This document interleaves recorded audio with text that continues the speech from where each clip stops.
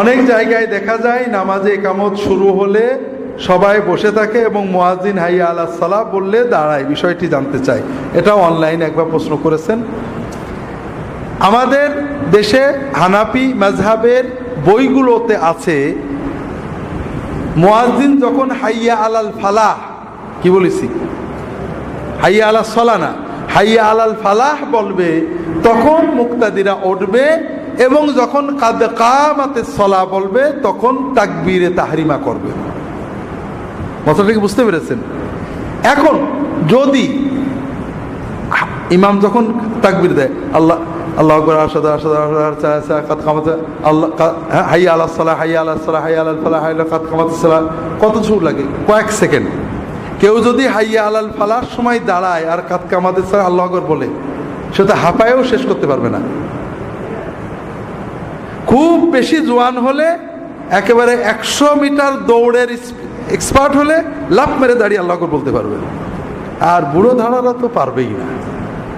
আসলে এখানে এই কথাটার অর্থ হলো যেটা আল্লামা তাহতাবি তার হাসিয়াত মারাকিল ফালাহে লিখেছেন, এর অর্থ হলো হাইয়া আলাল ফালাহ বলার আগেই আমাদের দাঁড়িয়ে কাতার ক্লিয়ার করে ফেলতে হবে, আর কাদ কামাতিস সালাহ বলা থেকে এর পরে সুবিধা মতো তাকবীরে তাহরিমা দিতে হবে।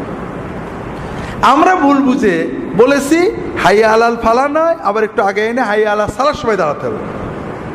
ফিকর কিতাবে হাইয়া আলাল সালাহ নেই, হাইয়া আলাল ফালাহ আছে।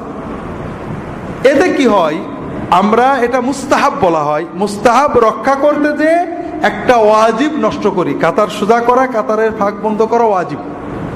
হাইয়া আলাল সালাহর সময় দাঁড়িয়ে কাতার ঠিক করে তাকবীর বলা যায় না। অনেকে করে কাতার সোজা করেন, এরপর আবার বসে, এরপর যখন ওটা আবার ঠিকই কাতার নষ্ট হয়। আর এটা কোনো কোরআন হাদিসে পাবেন না, সাহাবিতে পাবেন না। কাতার সোজা করে আবার সাহাবিরা বসেছেন।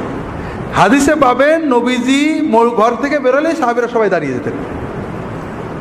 কোন কাদ কামাতিস সালাহ না হাইয়া আলাস সালাহ এটা দেখেননি। নবীজি বলেছেন আমাকে দেখলে তোমরা দাঁড়িয়ে যাবে।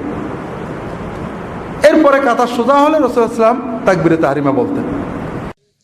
এক ভাই প্রশ্ন করেছেন, একামতের সময় মুসল্লিগণ কখন দাঁড়াবে? দেখুন, সুন্নাত হচ্ছে একামত শুরুর পরে দাঁড়ানো, আর মুস্তাহাব হচ্ছে হাইয়া আলাস সালাহর সময় দাঁড়ানো। যদি হাইয়া আলাস সালাহর সময় আপনি নাও দাঁড়ান, সমস্যা নাই, কিন্তু একামত শুরুর আগে যেটা করেন আপনারা, মুয়াজ্জিন কয়ে দাঁড়াইয়া কাতার সোজা করুন, তারপর সব দাঁড়ায় যায়, তারপর একামত শুরু হয়, তারপর ইমাম সাহেব নামাজ শুরু করে। এটা সম্পূর্ণ সুন্নতের খেলাফ, একটি বিদআত কাজ। হ্যাঁ, একামত শুরু হবে, তারপর মুসল্লিরা যে যখন মন চায় দাঁড়াবে, তাতে সমস্যা নেই। তবে সর্বোত্তম হচ্ছে সুন্নত মুস্তাহাব দুটাকেই আমল করা। সেটা কি? একামত শুরুর পর দাঁড়াবেন, হাইয়া আলাস সালাহর সময় দাঁড়াবেন। ইবনে আবিদিন শামী রাদ্দুল মুখতারে, শামীর ফতোয়া শামীতে, ইমাম হাসকাফি দুররে মুখতারে, জামিউর রুমুজে, সবগুলো কিতাবে একই ফতোয়া এসেছে।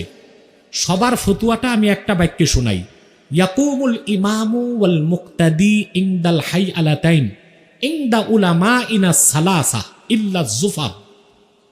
আমাদের তিনও বড় ইমামের মত, আবু হানিফা, ইমাম মুহাম্মদ, ইমাম আবু ইউসুফের মত, ইমাম মুক্তাদি তখন দাঁড়াবে মুয়াজ্জিন যখন হাইয়া আলাস সালাহ বলবে। হ্যাঁ, আপনি মনে করবেন মুস্তাহাব বাদ দিলাম, কিন্তু সুন্নতের খেলাফ আমল করা যাবে না। অনেকে বলে কাতার সোজা করা ওয়াজিব, এই জন্য আমরা মুস্তাহাব বাদ দিই। ভাই, ওয়াজিবও তো আদায় করতে হবে সুন্নত তরিকা, না বেদাত তরিকায় করবেন?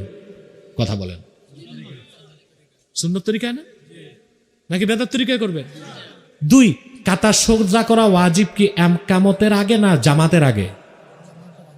তো একামতের আগে কাতার সোজা করেন কেন? এটা কোন সুন্নত? অতএব প্রথম সুন্নতের দিকে খেয়াল রাখতে হবে। হাইয়া আলাস মুয়াজ্জিন, কেউ ঘুমায় থাকবে, কেউ দাঁড়ায় থাকবে, কেউ বসে থাকবে, মুয়াজ্জিন এসে বলবে না কাতার সোজা করেন, এটা বেদাত। মুয়াজ্জিন টাইম হয়েছে, একামত শুরু করবে, যার যখন মন চায় দাঁড়াবে। বুঝেন নাই? তবে সর্বোত্তম হচ্ছে হাইয়া আলাস সালাহর সময় দাঁড়ানো।